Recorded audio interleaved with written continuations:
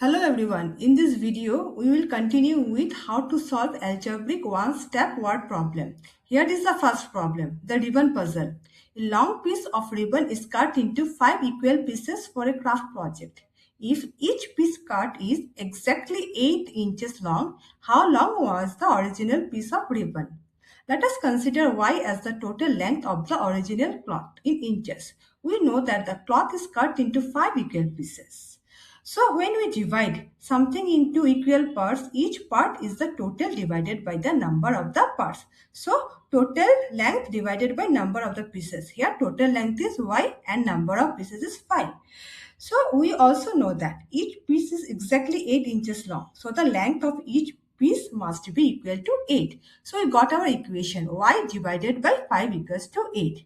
Now we will transpose 5 from left hand side to the right hand side. So from divisor on left hand side it will become multiplier on the right hand side. So y equals to 8 into 5 equals to 40. The original piece of ribbon was 40 inches. Now the second problem, the missing color. There are 18 flowers in a vase. 7 are red and the rest are yellow. How many yellow flowers are there? Let us consider the number of yellow flower is x. We know that there are total 18 flowers. Among these 18, 7 are red flowers. So when we add the number of red flower, that is 7, with the number of yellow flower, that is x, we get the total number of flower, that is 18. So the equation becomes 7 plus x equals to 18. Now we will transpose plus 7 from left hand side to the right hand side and it will become minus 7. X equals to 18 minus 7, x equals to 11. There are 11 yellow flowers. Next, the marathon walk. Rohan walked a total of 18 kilometers in 3 days.